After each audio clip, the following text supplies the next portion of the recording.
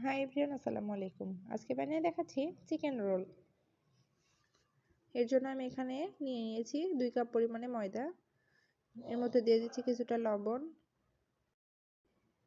কুসুম গরম পানি দিয়ে আমি একটি গোলা তৈরি করে নিচ্ছি।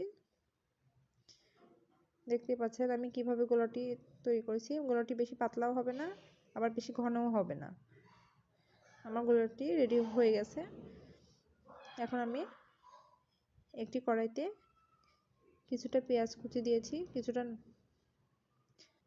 চিকেন, তারপরে দিয়েছি কিছুটা গ্রেট করা গাজর আর কিছুটা আলু। এখন এগুলোকে ভালোভাবে আমি মিশিয়ে নিচ্ছি। কিছুটা ভেজে নেওয়ার পরে এখন এর মধ্যে দিয়ে দিচ্ছি আমি কিছুটা লবণ, কিছুটা লাল মরিচের গুঁড়া আর সামান্য পরিমাণে সয়া সস।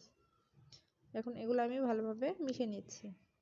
এখানে লবণটা অবশ্যই বুঝে দিতে হবে, কারণ সয়া সসে লবণ আগে থেকে দেওয়া থাকে। তারপরে দিয়ে দিলাম একটা ইনস্ট্যান্ট মশলা।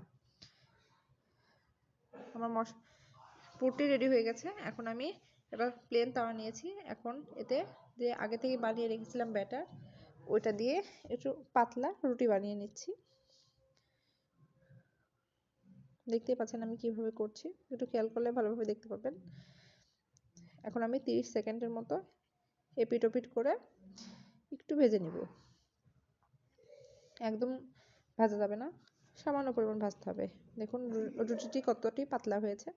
এখন আমি পুরো শেপ দিয়ে দিচ্ছি। রুটির উপরে আমি যে পুরটি বানিয়ে রেখেছিলাম সেটা দিয়ে দিচ্ছি। আর এখানে একটা আটা আর পানি দিয়ে আমি একটি আঠালো ব্যাটার তৈরি করেছি, সেটা দিয়ে দিচ্ছি। দিয়ে এখন রোলে ভাঁজ দিচ্ছি। একটু খেয়াল করলে দেখতে পাবেন আমি কিভাবে ভাঁজটি করছি।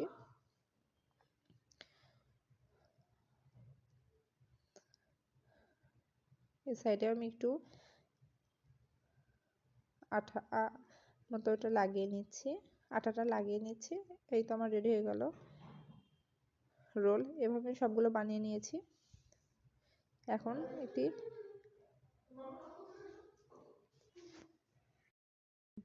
ব্যাটারটি বানিয়ে রেখেছিলাম, তার থেকে কিছুটি উঠে রেখেছিলাম, ওটার মধ্যে ডিপ করে নিয়ে আমি ব্রেড ক্রাম্বসে কোট করে নিচ্ছি।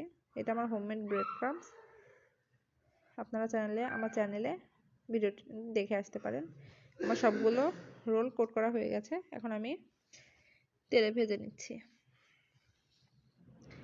এপিট ওপিট করে অল্প মিডিয়াম আঁচে আমি রোলগুলো ভেজে নিচ্ছি।